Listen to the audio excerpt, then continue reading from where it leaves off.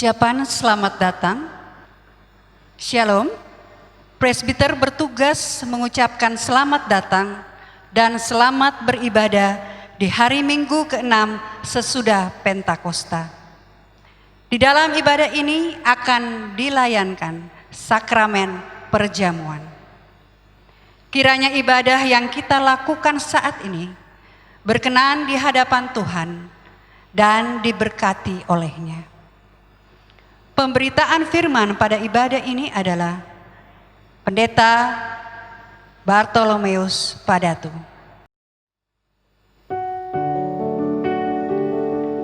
Jemaat Tuhan, marilah berdiri untuk menyambut firman Tuhan hadir di tengah-tengah persekutuan kita.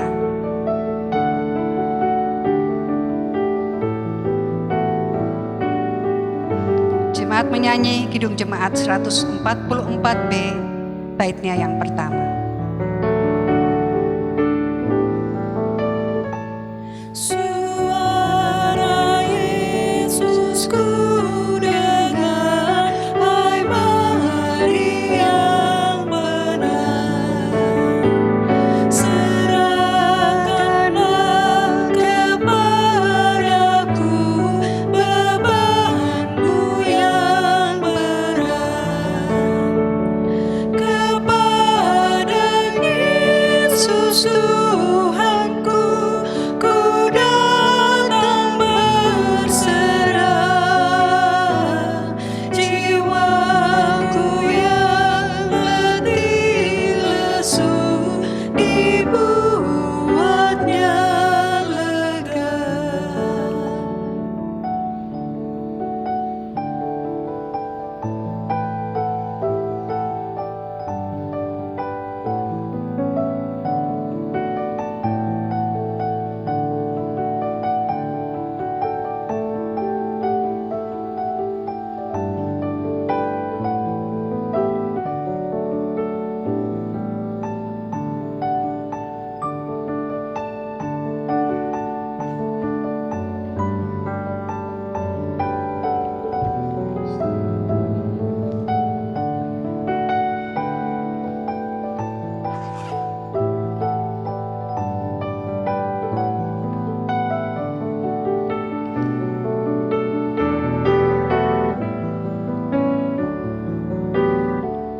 Suara Yesus ku dengar, yang haus datanglah, dan air hidupku beri, hai mari minumlah, kepada Yesus Tuhanku ku datang berserah, ku dapat ayam dan hidup dalamnya. Pertolongan kita adalah dalam nama Tuhan yang menjadikan langit dan bumi.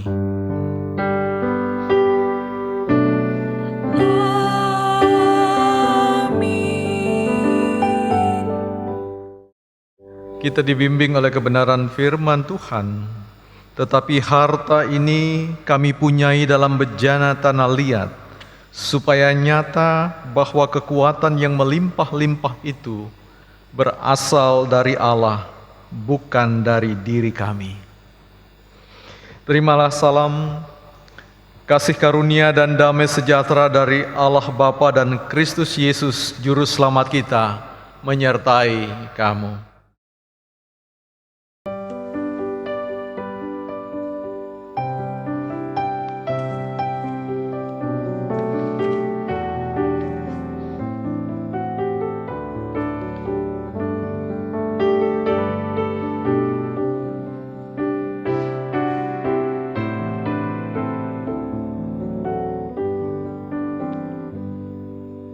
Kau yang layak, kau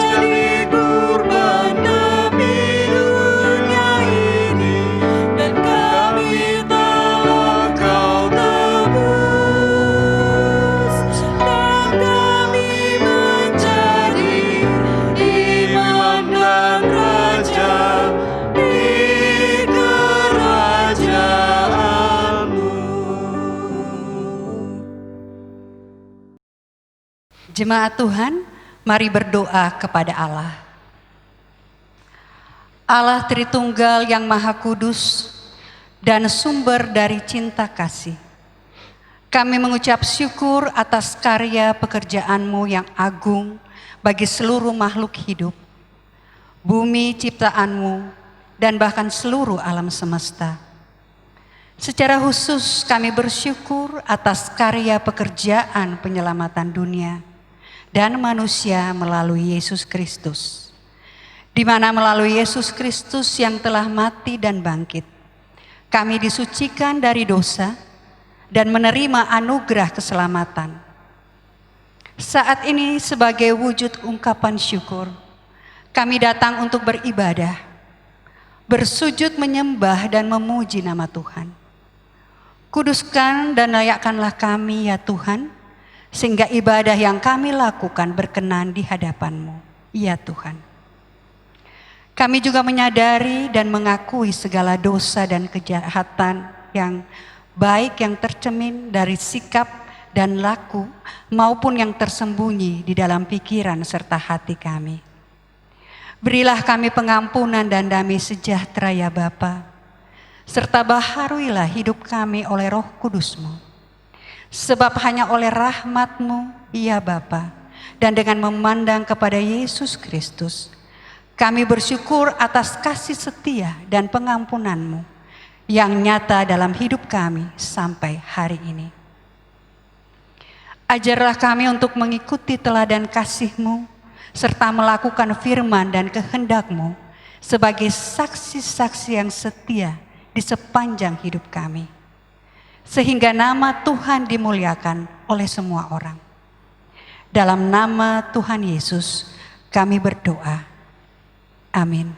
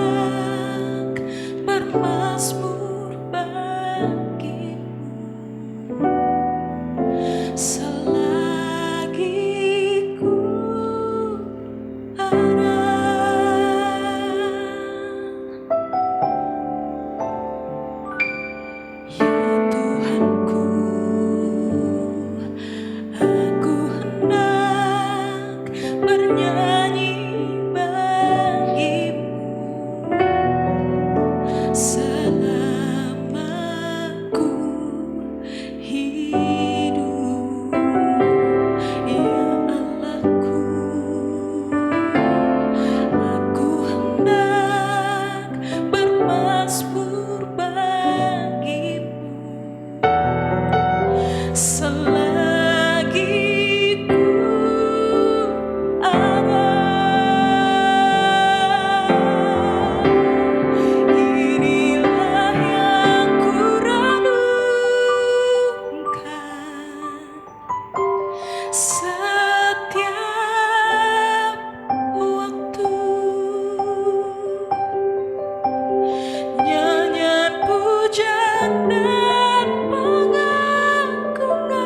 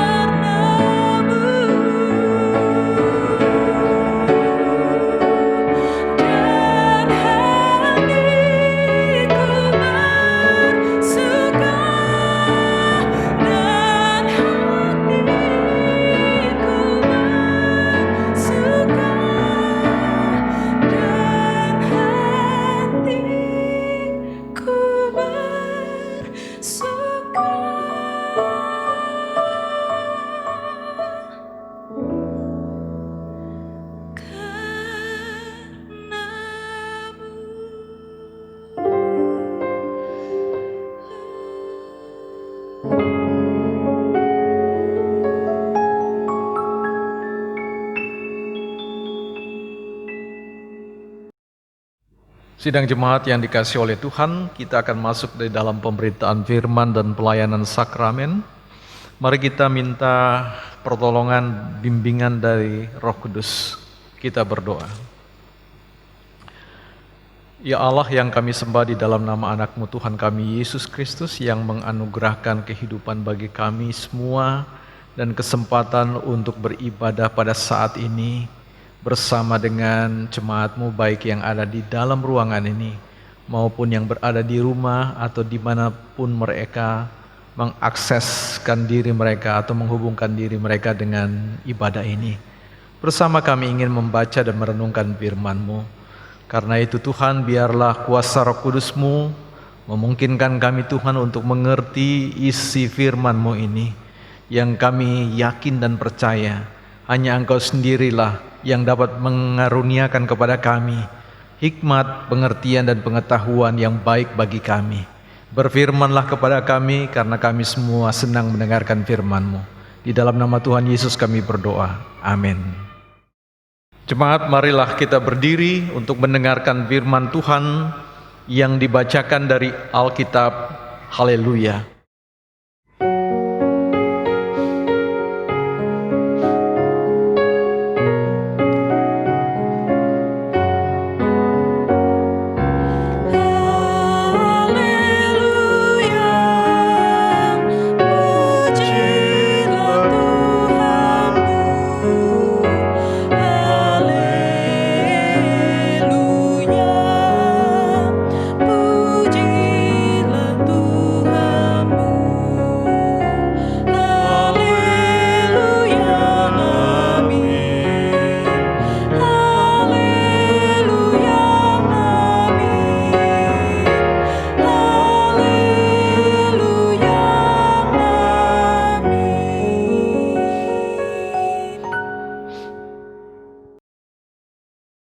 Jemaat, pembacaan Alkitab hari ini dari kitab 1 Korintus 1 ayat 1 sampai dengan 9 yang menyatakan,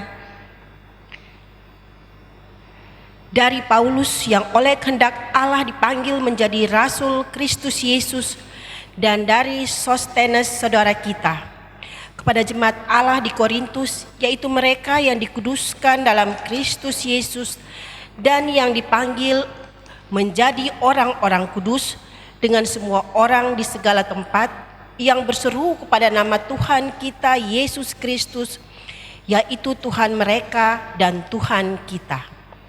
Kasih karunia dan damai sejahtera dari Allah Bapa kita dan dari Tuhan Yesus Kristus menyertai kamu. Aku senantiasa mengucap syukur kepada Allahku karena kamu atas kasih karunia Allah yang dianugerahkannya kepada kamu dalam Kristus Yesus.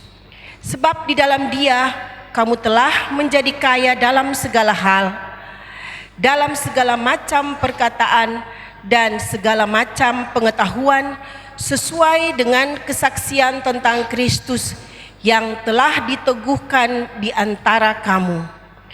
Demikianlah kamu tidak kekurangan dalam suatu karunia pun, sementara kamu menantikan penyataan Tuhan kita Yesus Kristus. Ia juga akan meneguhkan kamu sampai kepada kesudahannya, sehingga kamu tak bercacat pada hari Tuhan kita Yesus Kristus.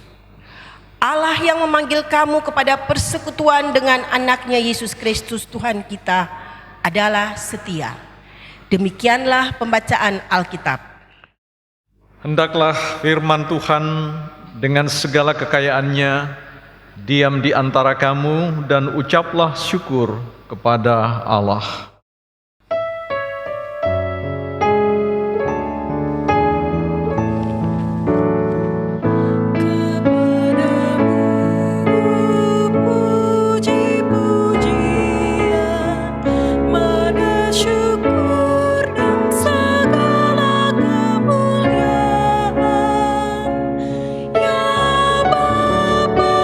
Putra, Roh Kudus,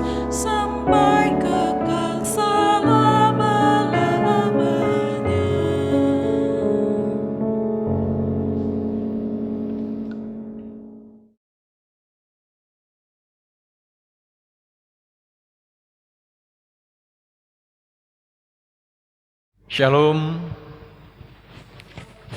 shalom, salam damai dan sejahtera. Ya, saya ingin memulai untuk kita bersama merenungkan kebenaran firman Tuhan ini lewat satu cerita atau kisah dari pasangan suami istri yang pada suatu ketika hidup di sebuah tempat yang waktu itu kepala pemerintahan daerah di mana mereka tinggal ya mengeluarkan satu maklumat atau pengumuman untuk meminta kepada etnis tertentu untuk meninggalkan kota itu.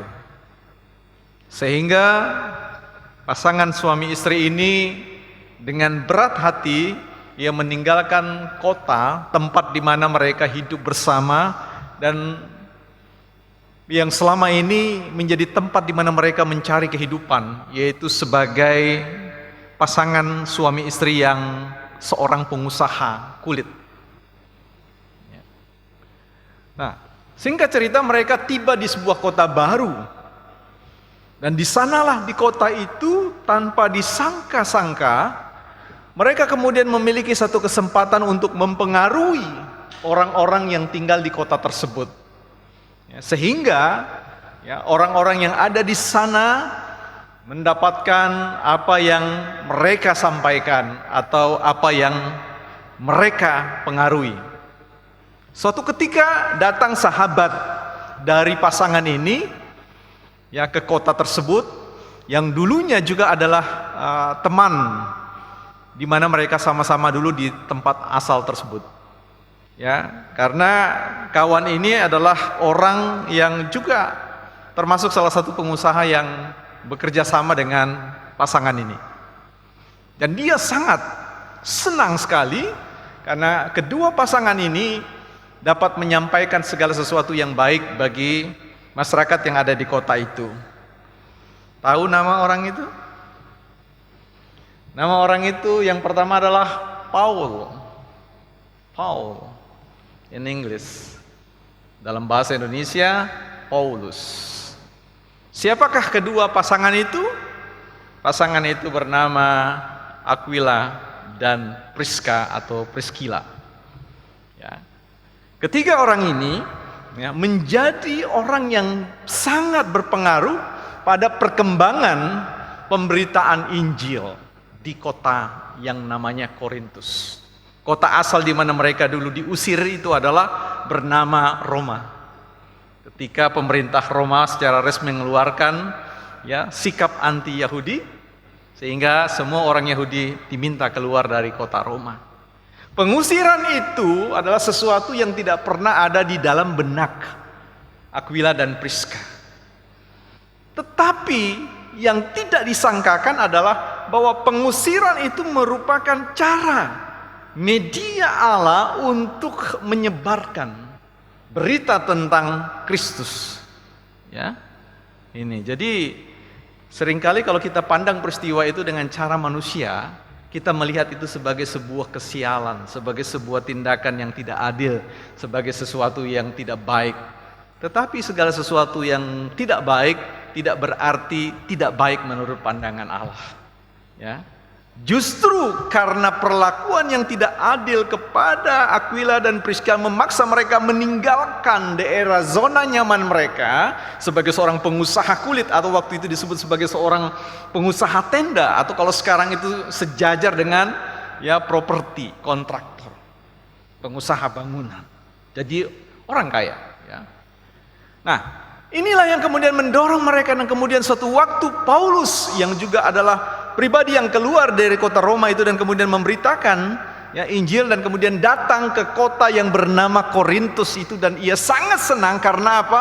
Dia menjumpai dalam bacaan kita ini ditegaskan di situ bahwa sesuai dengan kesaksian tentang Kristus yang telah diteguhkan di antara kamu. Ya, jadi yang meneguhkan itu, yang menyampaikan itu, kekristenan di Korintus itu dimulai oleh pasangan suami istri itu. Ya, jadi kalau bicara tentang pemberitaan firman, penyebarluasan berita baik tidak selalu harus datang dari seorang hamba Tuhan, pendeta, atau penatua diniaga, tetapi hamba Tuhan yang adalah jemaat dengan profesional mereka. Ya. Jadi kita semua sama-sama dipanggil untuk menjadi orang-orang yang menyebarkan kabar baik kemanapun, ya, sekalipun dengan cara yang menurut kita tidak pas.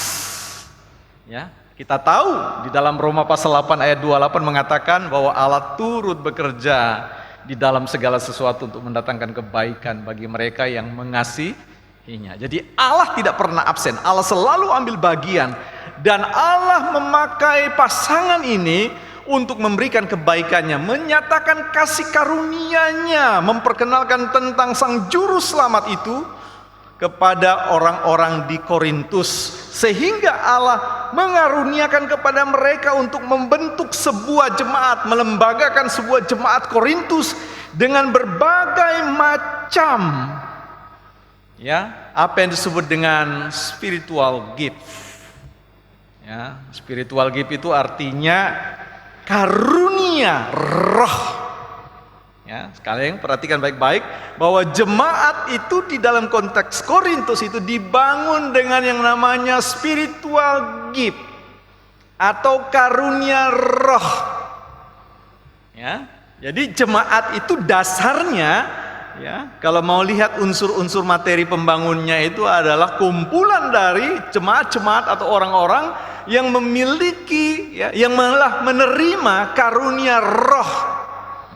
Ya, sehingga dengan karunia roh itu jemaat dibangun. Jadi tidak pernah bahwa sebuah jemaat itu dibangun dari hal yang lain. Selalu oleh yang namanya spiritual gift, oleh, ya, karunia roh.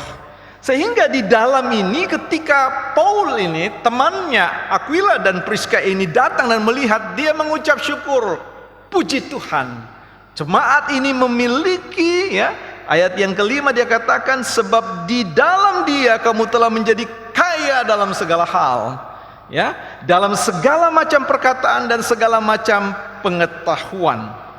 Ya. Ayat yang keempat dikatakan, aku senantiasa mengucap syukur kepada Allahku karena kamu atas kasih karunia Allah yang dianugerahkannya kepada kamu dalam Kristus Yesus. Ya. Jadi membangun jemaat itu adalah, ya, kasih karunia Allah. Jadi tidak pernah ada jemaat yang terbangun berdasarkan tujuan dan kehendak manusia. Itu berdasarkan kasih karunia. Dikasih, dikaruniakan jemaat. Jadi Betania ini adalah bentuk dari, salah satu bentuk dari kasih karunia Allah. Jemaat-jemaat yang ada dimanapun itu juga dikatakan sebagai jemaat kasih karunia Allah. Tetapi kemudian Paulus menangkap sebuah hal yang harus secara terbuka ia harus sampaikan kepada jemaat di sana. Bahwa ternyata jemaat itu punya persoalan di dalam bagaimana merespon, bagaimana menanggapi spiritual gift itu, kasih karunia itu. Ya. Justru kasih karunia yang diharapkan oleh Allah di dalam Yesus Kristus itu menjadi unsur kekuatan membangun jemaat. Senyatanya bahwa spiritual gift atau kasih karunia itu, karunia-karunia roh itu ternyata menjadi sebab dari pemicu munculnya perpecahan di dalam jemaat. Ya. Gitu. Jadi ini berkat yang tiba-tiba menjadi kutuk. Ada ungkapan yang mengatakan apa bahasa Inggrisnya itu, orang di balik senjata itu apa? Man behind gun. Orang di belakang senjata itu sangat menentukan apakah senjata itu digunakan untuk hal yang baik atau hal yang tidak baik atau menghancurkan.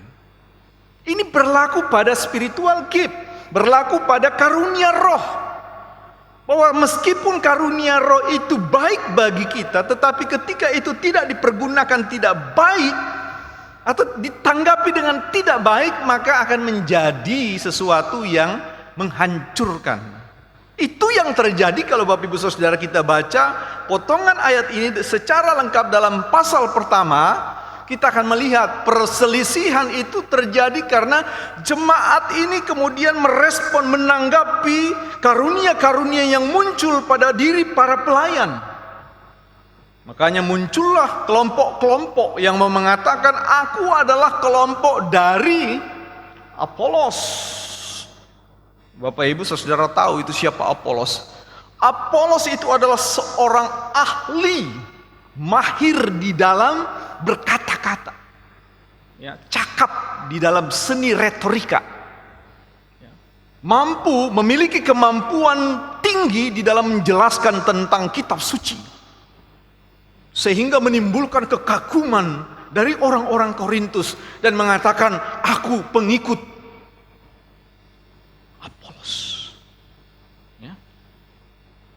Tetapi kemudian ada kelompok lain yang kemudian tidak cocok, ya, yang memandang bahwa oh aku kelompok dari Petrus atau disebut dengan Kefas.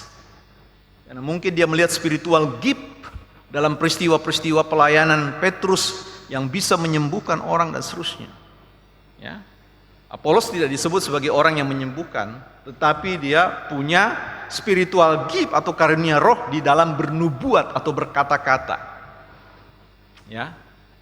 Ada lagi yang mengatakan, oh aku kelompok Paulus. Ada lagi yang mengatakan, oh saya tidak ikut Apolos, saya tidak ikut Kefas atau Petrus, saya tidak ikut Paulus, tetapi saya langsung kepada Kristus. Wah. Sikap-sikap seperti itu muncul dalam kehidupan jemaat modern. Ya, aku senang sama pendeta A. Oh. Saya pengikut pendeta B, walaupun dia gerejanya di Betania, tapi ketika khotbah hari Minggu dia tonton pendeta yang dulu-dulu sudah pernah ada. Dia tidak mau tonton yang ada sekarang. Bukan berarti salah, tetapi dia harus tahu bahwa hamba Tuhan yang didatangkan sekarang itu adalah bagian yang tidak terpisahkan dari sebuah rangkaian apa yang dikatakan oleh Paulus dalam 1 Korintus pasal yang ketiga ayat yang ke-6, kalau saya tidak keliru, dia mengatakan, ya, I planted, ya, Apollos watered, but God gave the increase. Artinya mengatakan bahwa, ya, aku menanam, Apollos menyiram, tetapi Allah yang memberikan pertumbuhan. Jadi ada kesinambungan, ada keserangkaian bahwa siapapun yang telah ditempatkan oleh Tuhan itu merupakan tongkat estafet pelayanan. Yang ketika dia pergi melayani di tempat yang lain, Anda perlu memberikan perhatian terhadap siapa yang kemudian diberikan kepercayaan untuk melanjutkan, menyirami, atau mungkin menanam kembali hal yang baru. Ya. Mudah-mudahan tidak ada jemaat Betania yang mengatakan, aku pengikut Pak Padatu. Ya. Karena dia punya karunia dalam bernubuat. Wah, jangan. Ya. Karena sekali lagi kalau kita berbicara tentang persoalan itu, kita teringat tentang peristiwa besar di meja perjamuan. Di meja perjamuan ketika 12 murid yang lain kasak-kusuk dan kemudian berbisik-bisik, ayo siapa yang paling besar di antara kita? Dengan kata lain mau mengatakan, ayo siapa yang paling besar dalam harga atau nilai pelayanan? Pendeta kah, penatua, diaken, atau kemudian organis, kantoria, atau multimedia, dan yang lain-lain. Ya. Ini mau mengatakan bahwa di meja perjamuan Allah, di meja perjamuan Yesus, kita hanya berbicara tentang bahwa setiap murid-murid itu dikaruniakan yang namanya spiritual gift, karunia roh. Di dalam jemaat, di dalam penata layanan, semua itu dikasih karunia, spiritual gift.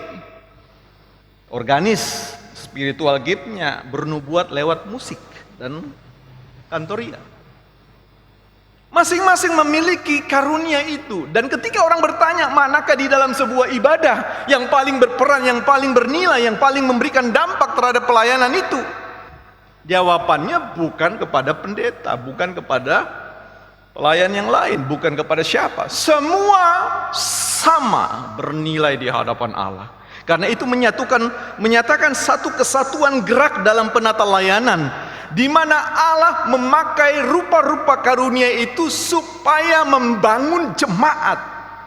Jemaat itu dibangun oleh rupa-rupa karunia, bukan dibangun oleh karunia.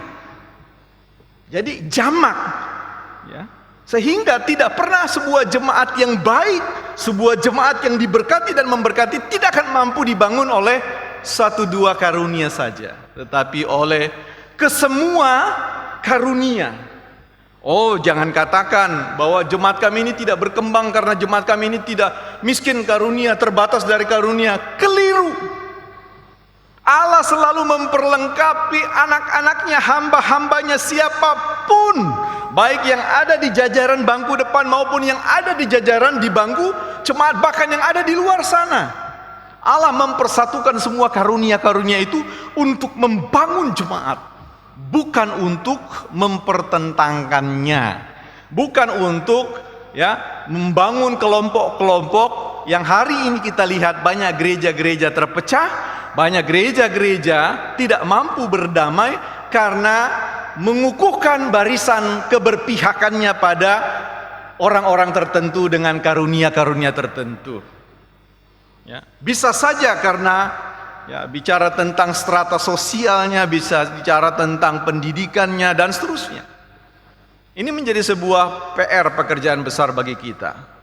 Sisi lain, kita harus mengatakan bahwa jemaat itu tidak pernah kekurangan. Tadi saya katakan demikian, sebagaimana yang dialami oleh jemaat Korintus, bahwa Paulus melihat bahwa kalian itu sudah dikaruniakan dengan karunia yang melimpah. Ya, karunia yang melimpah ini yang dikatakan di dalam 1 Korintus pasal yang pertama, ayat yang kelima. Sebab di dalam Dia kamu telah menjadi kaya dalam segala hal, dalam segala macam perkataan dan segala macam pengetahuan. Kaya. Jemaat itu kaya dengan karunia. Hanya saja kadang-kadang ada yang sudah mempersembahkan karunianya. Ada yang kemudian karunianya tergeser karena ada yang menyabotase karunianya. Artinya mengambil tempat karunianya. Masing-masing itu ada tempatnya. Paduan suara itu ada tempatnya, solo, duet ada tempatnya. Mari kita melihat, ada anggapan yang tidak sehat bahwa di jemaat itu, di gereja itu, pokoknya tidak bicara tentang kualitas. Hati-hati. Kita lihat bagaimana Allah membangun bait Allah, ketika Allah mulai memberikan karunia kepada tukang-tukang, ahli-ahli bangunan, mereka-mereka yang pandai untuk membangun bait Allah itu dengan kecakapan luar biasa. Artinya the best, karunia terbaik dibawa untuk membangun bait Allah. Termasuk para penyanyi-penyanyinya, termasuk para imam-imamnya, pengajar-pengajarnya. Jadi seluruh gerak kesatuan penata layanan di dalam gereja Allah itu adalah kumpulan orang-orang yang memiliki karunia, spiritual gift. Dan spiritual gift itu adalah high class, the best talent. Jadi kadang-kadang saya mulai bertanya, di mana itu? Apakah Tuhan tidak mengaruniakan porsi solonya, porsi kuartetnya, semuanya? Pastinya ada. Pastinya ada. Spiritual gift itu diberikan secara melimpah. Kalau berkekurangan, kita bisa belajar dari apa yang dikatakan oleh Yakobus di dalam Yakobus pasal 1 ayat 5. Jikalau kamu kekurangan hikmat, minta kepada Allah yang tidak akan pernah menahan itu. Dia akan memberikan tanpa menahan-nahannya. Hikmat dalam penata layanan itu selalu terbuka untuk ditampakkan oleh Allah. Allah akan menambahkan, menarik, menukar jemaat yang satu pindah ke sini untuk memperkuat. Sehingga Bapak Ibu jangan heran ada jemaat baru yang tiba-tiba datang masuk dan kemudian dia mulai aktif dalam pelayanan. Jangan-jangan itu adalah penambahan yang diberikan Allah untuk memperkuat spiritualitas gift yang ada di Betania dan di gereja-gereja yang lain. Nah, saya ingin mengatakan bahwa perpecahan itu tidak boleh harus terjadi. Di dalam 1 Korintus pasal yang ke-12 dan ayat yang ke-14 kita akan melihat bahwa ada banyak rupa-rupa karunia roh. Termasuk di situ perdebatan tentang bahasa roh dan nubuatan. Banyak sekali perdebatan-perdebatan itu. Saya tidak ingin memancangkan persoalan karunia bahasa roh dan karunia berkata-kata dengan nubuatan pengetahuan. Tetapi yang saya ingin katakan bahwa karunia Tuhan bukan untuk diperdebatkan. Karunia Tuhan bukan untuk diidolakan. Tetapi karunia yang diberikan kepada Allah, kepada manusia, kepada jemaatnya, semuanya untuk dipersembahkan untuk apa? Untuk kemuliaan Tuhan. Ya. Nah, kita kembali kepada meja perjamuan tadi. Apa yang diributkan, didiskusikan oleh para murid itu ingin mau mengatakan bahwa siapa yang terdepan. Ada itu iklan-iklan produk yang terdepan. Ya. Saya ingin mengatakan kepada Bapak Ibu Saudara baik yang ada di dalam ruangan maupun yang ada di luar sana, sehebat-hebatnya kita, secakap-cakapnya kita, secerdas-cerdasnya kita, kita tidak pernah menjadi orang namanya number one. Tidak pernah akan menjadi orang yang nomor satu. Siapa yang pernah menjadi orang nomor satu di dalam hidup ini? Itu yang terjadi pada drama kejatuhan manusia Adam dan Hawa. Ketika mereka mau mendeklarasikan dirinya untuk mau menyamai Allah. Ya. Manusia itu tidak pernah ditakdirkan menjadi orang nomor satu di muka bumi ini sampai di akhirat. Jadi jangan pernah bermimpi menjadi orang nomor satu. Karena orang nomor satu yang punya piala di rumah itu, Anda lihat lagi piala itu, nyanda ada artinya sekarang. Waktu dia terima piala itu, we are the champion. Pokoknya sampai bikin pesta, mabok lah dia. Mabok lah situ kawan tuh. We are the champion. Kemudian besok-besok lewatlah itu kucing, tabrak itu piala, patahlah itu piala. Ya, we are the champion. Ya. Tidak pernah ada. Artinya mau mengatakan bahwa the first rank, ya, tempat tertinggi, tempat selalu di depan itu just only one, Jesus Christ. Yesus nomor satu. Dan Anda selalu nomor dua dan tidak pernah nomor tiga. Nomor dua. Yesus selalu ada di depan. Ketika perjalanan bangsa Israel keluar dari Mesir, perhatikan, Allah memimpin mereka di depan. Kalau Allah tidak di depan, kemana itu bangsa Israel? Sesat di padang gurun, binasa oleh karena ada banyak serangan yang menghantam mereka, yang menghajar mereka. Apapun masalah yang kita hadapi Bapak Ibu, ya, Yesus selalu di depan. Untuk mau mengatakan apa? Engkau masih punya harapan. Ya. Engkau sakit, kita ya, kehilangan pekerjaan, kita mengalami ya masa-masa kekelaman dalam hidup ini, kita mengalami kehilangan pekerjaan, kita diusir dari suatu tempat. Ingat Priskila dan Aquila tadi. Allah tetap di depan. Yesus tetap di depan. Dan kalau Allah Yesus tetap di depan dan Anda tidak berusaha untuk menyelipnya, ya, Anda akan dituntun walaupun logika berpikir Anda sungguh-sungguh kacau. Ya. Ia akan selalu membawa kita. Walaupun kita tidak tahu tentang masa depan, Allah tahu, Allah mengendalikan, Allah mengemudikan, Allah membawa kita ke sana. Yang kita hanya taruh dalam hidup ini adalah percaya kepada yang di depan. Ya. Jadi sekali lagi saya ingin menekankan bahwa tidak ada ruang bagi kita. Turunkanlah kendali keinginan-keinginan diri kita yang secara emosional ingin menjadi the first man, ya, the most popular man, ya. Jangan pernah punya impian untuk menjadi orang terpopuler di dunia ini. Impikanlah menjadi orang kedua, ya. Kalau ada lagu itu, jangan engkau duakan aku.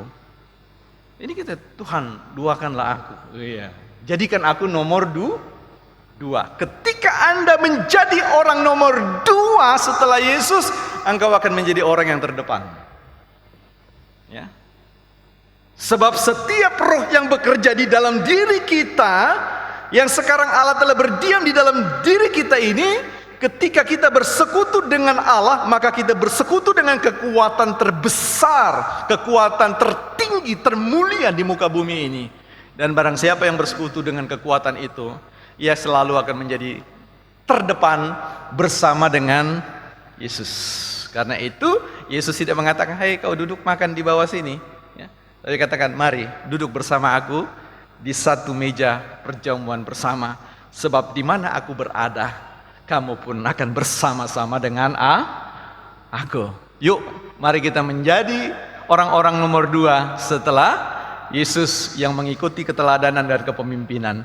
Gunakan karunia yang sudah diberikan oleh Allah, persembahkan yang terbaik, bangun jemaat dengan baik, jauhkan perselisihan-perselisihan yang tidak perlu, dan nyatakanlah sebagaimana diri kita bersama dengan Aquila dan Priscilla, bersama dengan Paulus dan rekan-rekan sekerja Allah, kita ini semua hanyalah kawan sekerja Allah, di mana Allah yang akan menumbuhkan, Allah yang memberikan buahnya. Saya mau menutup ini, saya suka dengan bahasa Toraja terkait dengan terjemahan ayat ini. Kalau dalam bahasa Inggris dikatakan but God gave the increase, tetapi di dalam terjemahan bahasa Toraja itu ada perkataan, satu kata, umpatoe, yang memberi hidup. Jadi Allah lah yang memberi kehidupan bagi jemaat, bagi Bapak Ibu Saudara. Melangkah dengan pasti, walaupun virus corona mengelilingi di sekitar kita, percayalah Allah masih terdepan memimpin kehidupan kita. Tuhan Yesus memberkati.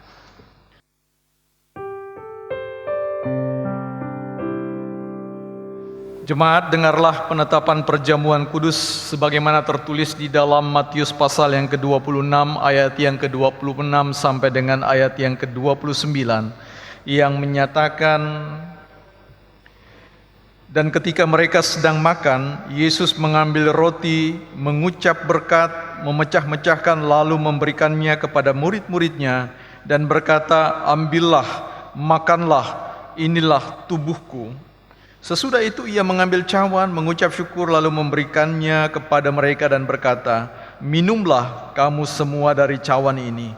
Sebab inilah darahku, darah perjanjian yang ditumpahkan bagi banyak orang untuk pengampunan dosa. Akan tetapi aku berkata kepadamu, mulai dari sekarang aku tidak akan minum lagi hasil pokok anggur ini sampai pada hari aku meminumnya, yaitu yang baru bersama-sama dengan kamu dalam kerajaan Bapakku. Penjelasan. Perjamuan kudus adalah perintah Yesus Kristus bagi kita, bahwa setiap orang yang telah mengaku iman percaya kepada Yesus Kristus dan telah diteguhkan sebagai warga sidi jemaat wajib hadir mengikuti perjamuan kudus, bahwa roti dan anggur dalam cawan adalah lambang tubuh dan darah Yesus yang telah diserahkan sebagai korban tebusan untuk memulihkan hubungan kita dengan Allah yang terputus karena dosa dan untuk menyelamatkan seisi dunia ciptaannya. Melalui perjamuan kudus ini, kita dipersatukan dengan Yesus Kristus di dalam kematian dan kebangkitannya.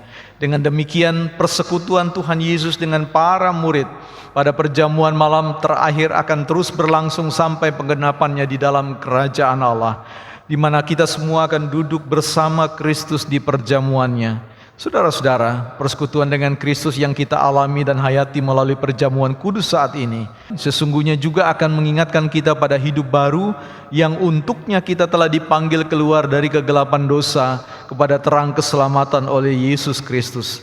Hidup yang dimaksud adalah hidup yang bersaksi tentang Yesus Kristus sebagai penebus dan juru selamat dunia melalui kata dan perbuatan kita. Jemaat yang dikasihi oleh Tuhan, mari kita berdoa bersama-sama secara berbalasan. Ya Bapa Maha Kudus, Pencipta dan Raja Semesta, kami bersyukur dan memuliakan nama-Mu karena Engkau membuat dan menjadikan kami sebagai milik-Mu. Engkau juga mempersatukan kami dengan Yesus Kristus agar kami beroleh pengampunan dosa dan hidup baru yang kekal, untuk memaklumkan kerajaan-Mu dan besar pengasihan-Mu bagi dunia ini. Engkau mengangkat semua orang yang jatuh, Engkau menegakkan semua orang yang tertunduk, Engkau memulihkan hati orang yang hancur, Engkau menghibur orang yang berduka dan membebaskan yang tertindas. Engkau menghentikan semua badai kehidupan dan pertikaian bangsa-bangsa. Oleh karena itu, bersama dengan semua hamba-Mu, malaikat dan manusia, nabi-nabi, para rasul dan martir, serta seluruh gereja-Mu di bumi dan di sorga, kami memuji dan memuliakan nama-Mu dalam madah kebesaran yang tiada hentinya.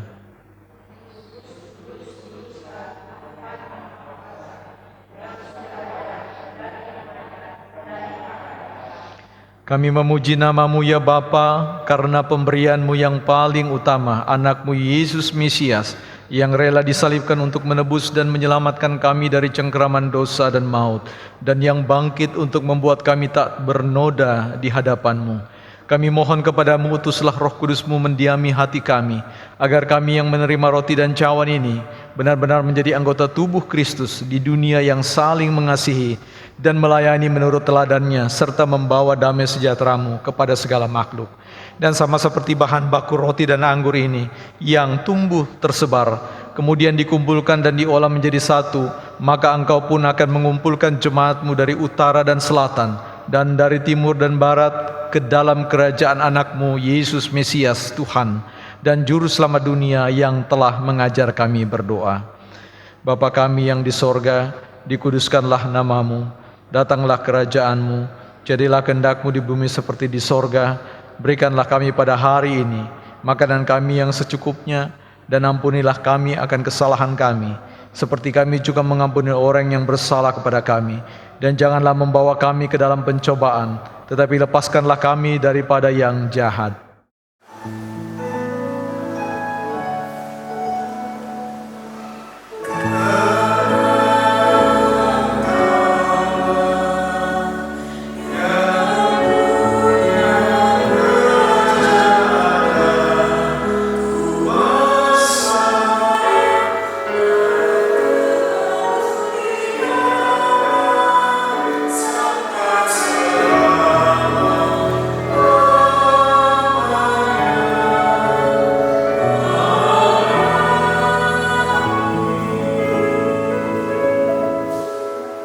Jemaat, sebelum menerima roti dan anggur sebagai lambang tubuh dan darah Tuhan Yesus, marilah kita berdiri untuk mengaku iman menurut pengakuan iman Nisia Konstantinopel.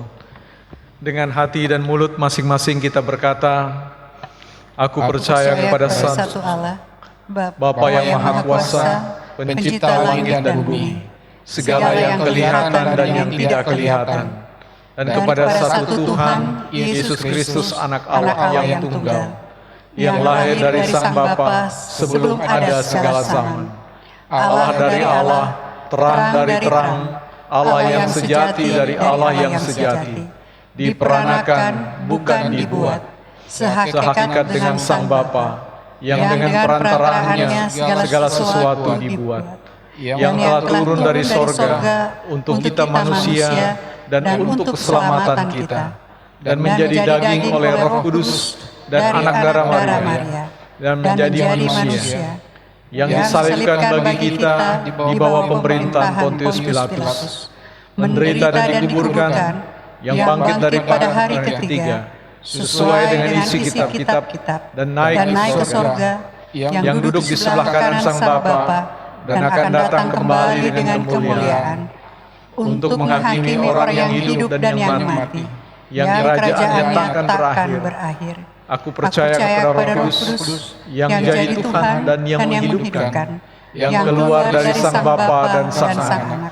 yang bersama-sama dengan Sang Bapa dan Sang Anak, disembah dan dimuliakan, yang telah berfirman dengan perantaraan para nabi. Aku percaya satu gereja yang kudus dan am dan rasuli.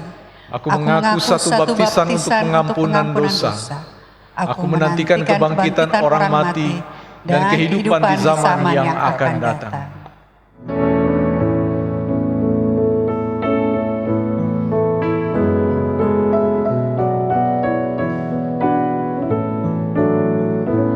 Tuhan Yesus mengundang kita yang letih, yang lesu, turut dalam perjamuannya. Marilah jangan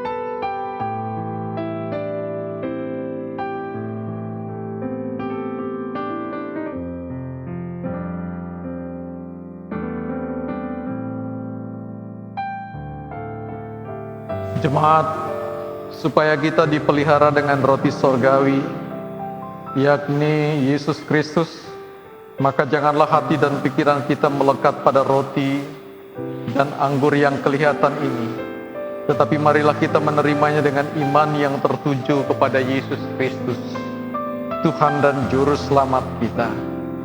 Damai sejahtera Kristus memenuhi persekutuan kita.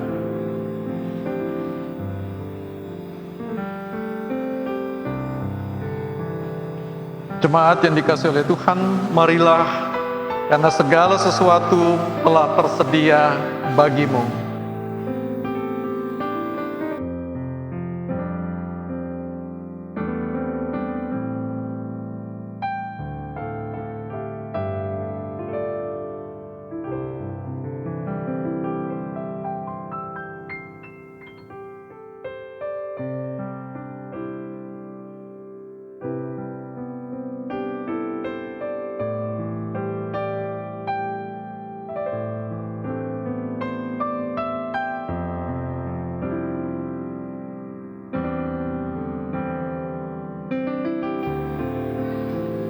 Roti yang dipecah-pecahkan ini adalah lambang tubuh Kristus.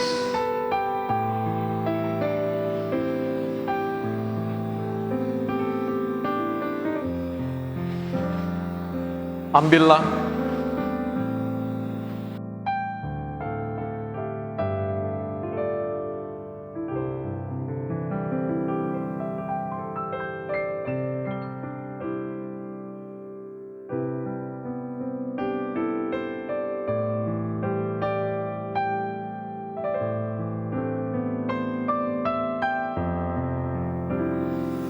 Makanlah dan ingat dan percayalah bahwa tubuh Tuhan kita Yesus Kristus telah dipecah-pecahkan sebagai tebusan bagi keselamatan kita.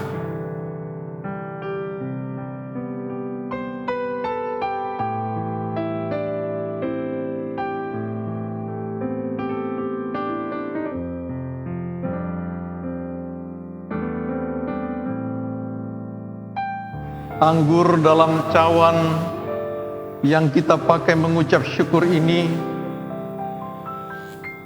lambang darah Kristus.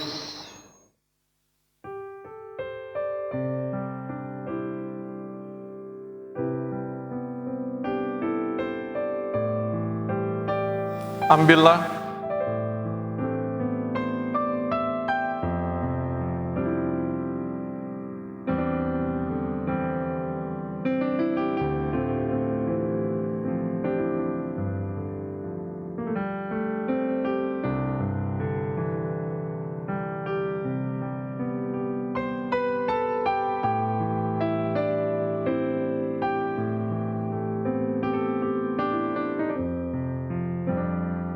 Minumlah.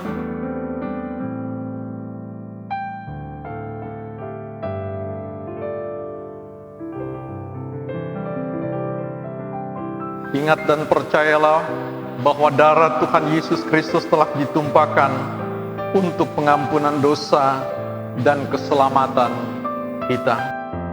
Dan karena kehendaknya inilah kita telah dikuduskan satu kali untuk selama-lamanya oleh persembahan tubuh Yesus Kristus.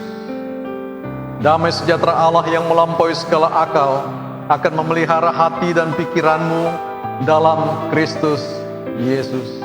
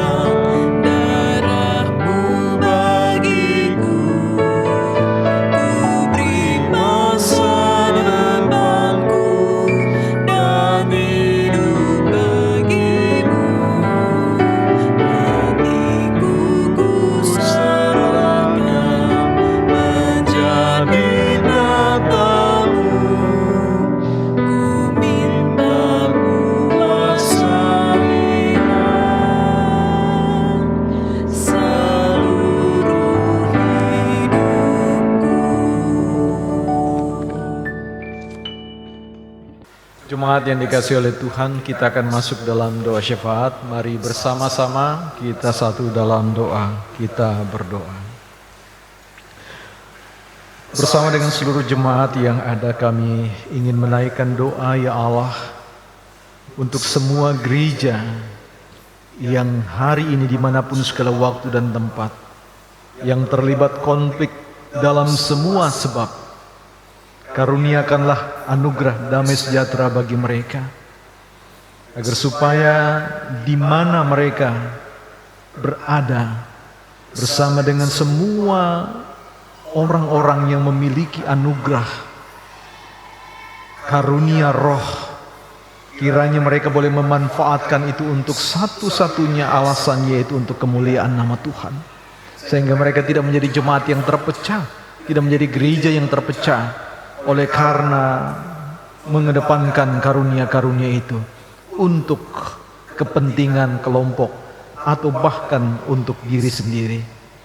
Kami mau berdoa bagi keesaan gereja Tuhan, agar supaya dengan denominasi apapun, kiranya gereja Tuhan menjadi gereja yang satu, gereja yang dihidupi oleh kekuatan kuasa Roh Kudus, sehingga semua gereja itu dalam rupa-rupa pengungkapan pelayanan mereka sungguh-sungguh mengarah pada satu Tuhan, pada satu tugas dan tanggung jawab yang sama, sebagaimana yang telah dikerjakan oleh Allah di dalam tubuh Yesus Kristus, yang juga berkarya di dalam diri kami melalui curahan kuasa Roh Kudus, yang membawa, yang membimbing, dan memberikan kami kekuatan untuk melayani dengan kekuatan yang dianugerahkan Tuhan melalui kerja Roh Kudus di dalam diri kami.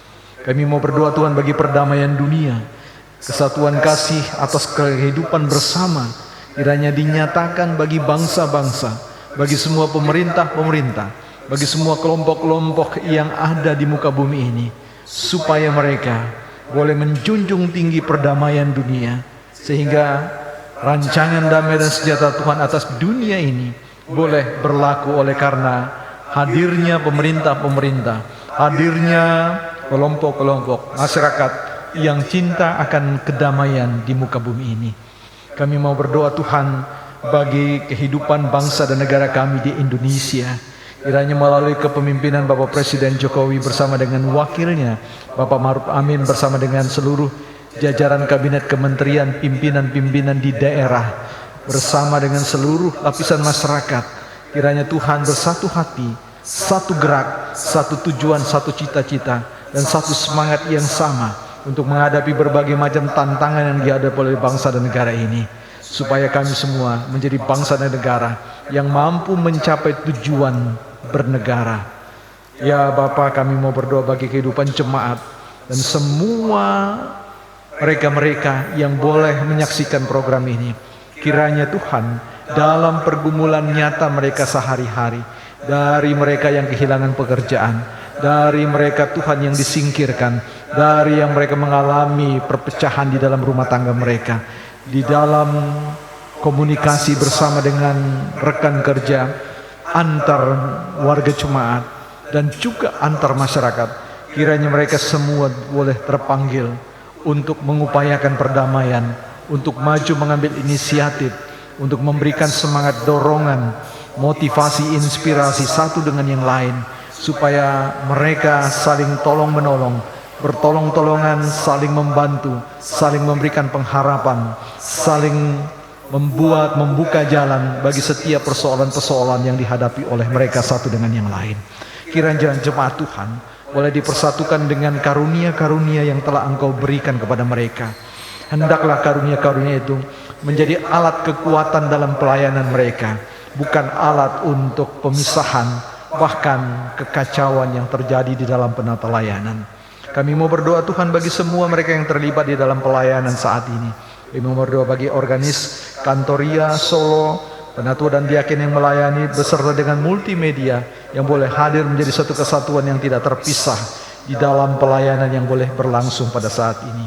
Kami mau berdoa Tuhan bagi seluruh presbiter, Ketua Majelis Jemaat Bapak Pendeta Junior Jauhari beserta dengan seluruh keluarga, Vikaris Octavianus Sembayang Tuhan bersama dengan keluarga besar mereka dimanapun ia berada. Penatua dan diaken bersama dengan anggota keluarga pendeta domisili yang boleh menjadi bagian yang tidak terpisahkan dalam penata layanan yang diberkati oleh Tuhan, bersama dengan Ibu Pendeta Siska Tapilatu, Bapak Pendeta, Ibu Pendeta Laurentius, Pendeta Jen Melisa, Pendeta Loli Manihing, Pendeta Gusti Arnawa, dan juga Pendeta Resti Arnawa, dalam semua kekayaan karunia pelayanan yang telah Engkau hadirkan bersama dengan kami. Kiranya bersama dengan keluarga dimanapun mereka berada, Tuhan senantiasa memberkati kehidupan. Inilah doa yang kami naikkan ya Bapa, sempurnakan segala sesuatu. Hamba percaya bahwa segala sesuatu yang tidak kami sebutkan dalam doa ini, Engkau sendiri telah berperkara dengan hal-hal tersebut. Terima kasih Bapa di surga, di dalam nama Tuhan Yesus kami berdoa dan mengucap syukur. Amin. Kita masuk dalam pengucapan syukur. Jemaat Tuhan, marilah persiapkan persembahan syukur kita kepada Tuhan. Pemberian penuh sukacita kiranya berkenan bagi Tuhan dan mendatangkan kebaikan bagi pelayanan dan kesaksian, bahkan menjadi berkat bagi sesama. Dan segala sesuatu yang kamu lakukan dengan perkataan atau perbuatan, lakukanlah semuanya itu dalam nama Tuhan Yesus, sambil mengucap syukur oleh Dia kepada Allah Bapa kita. Kolose 3 ayat 17. Tuhan memberkati persembahan saudara sekalian.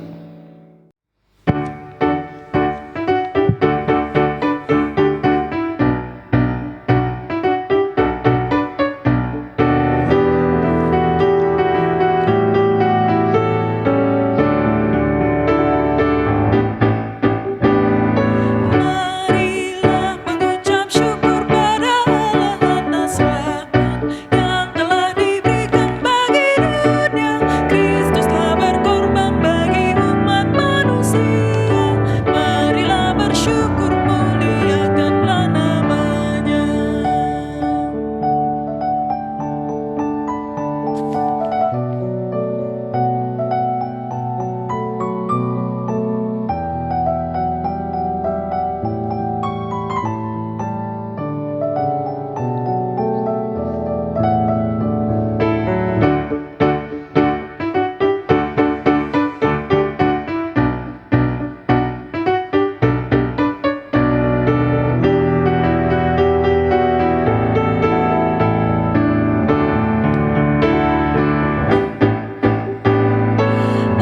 Betapa kasih Tuhan bagi kita sungguh nyata, apapun di dunia tak sebanding.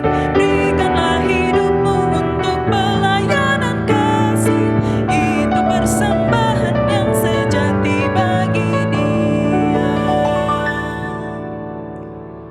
Jemaat yang bersukacita, mari berdiri. Mari bersama bersyukur dalam doa bergantian. Betapa berharganya kasih setiamu ya Allah. Anak-anak manusia berlindung dalam naungan sayapmu. Mereka mengenyangkan diri di dalam rumahmu. Engkau memberi mereka minum dari sungai kesenanganmu, sebab padamu ada sumber hayat. Lanjutkanlah kasih setiamu bagi orang yang mengenal Engkau, dan keadilanmu bagi orang yang tulus hati. Buatlah persembahan kami ini menjadi berkat untuk mewartakan kasih dan keadilanmu, ya Tuhan. Amin. Amin. Jemaat, pergilah dengan damai sejahtera Tuhan ke dalam kehidupanmu sehari-hari, dan lakukanlah kebenaran firman Tuhan yang telah saudara dengar.